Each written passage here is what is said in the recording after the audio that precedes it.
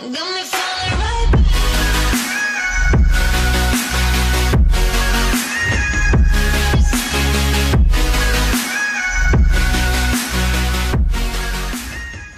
Hi everyone, my name is Ade, and I'm here again. So I was thinking of a tagline for the blog during the week, the vlog. I really don't like the word vlog. I'm not sure. Get used to the word vlog. Okay, so I was thinking of a tagline for the vlog or vlog or video blog or for my channel, and kind of figured it's all about empowering people for transformation. So that's really it. I mean, I thought of live your best life now, but I guess a few people have that as their tagline. So I think for me, it's really about empowering people for transformation. Now, in empowering for transformation or being empowered for transformation, you have to know what it is you're transforming into. To be honest, when I started my transformation journey, I really didn't know what I was transforming into. So I just focused on studying the Bible, listening to inspirational messages, Christian messages that were suited for, I guess, living a better life. That's what I started to do. So, I mean, if you don't know what it is you're trying to become or what your purpose really is, that's fine. I mean, and you know, the interesting part actually was Allow Me, who, if you guys watched the first episode, was my friend who I spoke to and who really started to tell me about transformation and transforming and becoming a better person and how it was possible. Had said, Ade, just start what you're doing and the Holy Spirit will just come through and continue the rest of the work. And I think that was such a big lesson, and that's exactly what happened. And that was a really big lesson in itself for me, because really all I needed to do was take the first step. And as I took that first step, the second and third and fourth steps became clearer. Like, I just literally took the step. I just opened my Bible, started reading it, and one thing led to another for me. That was how I started my journey. So I think with everything in life, just take the first step. If you want to do something, take the first step. Like, just do the first step, believing that as you take that first step, doors will begin to open for you to do additional things. Now, before I go on, let me put a disclaimer out there. So I'm not a pastor. I think that's key. I'm not a pastor. I'm definitely not claiming to be a spiritual teacher of any kind. I'm just literally an individual on my journey. That's what I am. So let me put that out there. Not that there's anything wrong with being a pastor. I'm just not one. So like I was saying, so it's important to know where you're really going eventually. Now, how did I find out or start to discover what my purpose was? At the end of last year, so at the end of 2017, sort of around November, December, no, actually the beginning of December, which was an amazing time for that to happen. There was a seminar that one of my mentors ran, and she started talking about your purpose. Now, all this while, I'm not joking, months prior to that, I'd spent time just listening to messages on purpose, messages on unleashing my potential.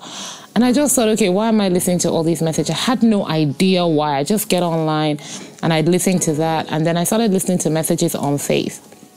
Now, and literally I'd spend like 8 to 16 hours a day just listening to this and completely enjoyed doing it for some reason. And sort of towards the end of 2017, one of my mentors held this amazing all-day session on finding purpose. And it was so good.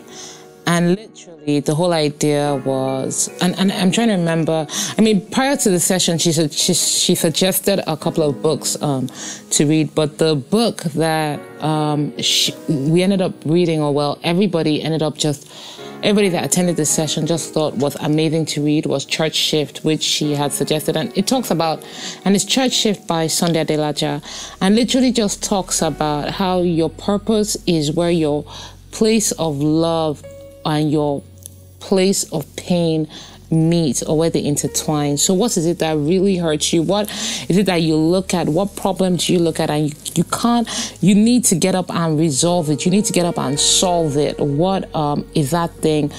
You look at it and you just want to do something about it. You need to do something about it. You love doing something about it. And I thought, okay, this makes sense. And I started to think about all sorts of things. Now, not to toot my horn, but I do a lot of things pretty well.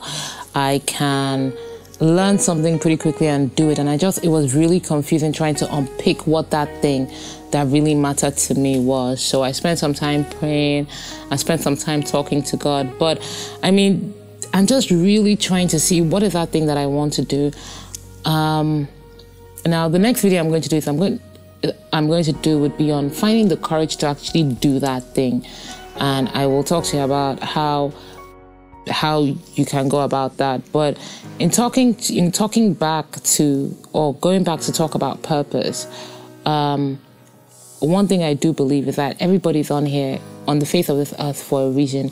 Your being here is not by mistake, it's not by accident. It's not because you're here just to beautify it or to fill some space that couldn't be filled. You have something you are born to do. There is something that you're on earth to do. Miles Monroe always says, you can't know the purpose of a thing without looking at the creator of that thing. So the most obvious place to look is in the presence of God, or by talking to God, or by seeking God to really understand why you're here.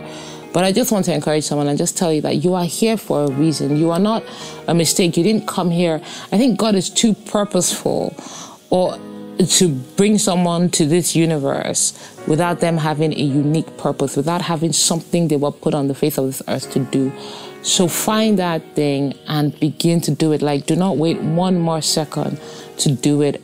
It might be different from your profession. It might be the same thing as your profession, but find exactly what it is you were born to do and start to do it.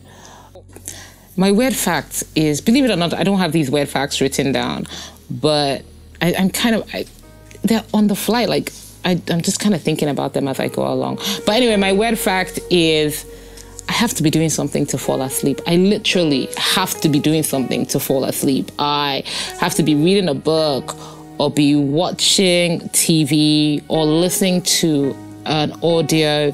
I can't lie down, close my eyes and go to sleep. I have to be doing something to fall asleep. So thank you for watching again. Please don't forget to subscribe to this channel, and the Instagram, Facebook and Twitter handles are all on the screen below. Thank you very much and see you in the next episode. Bye.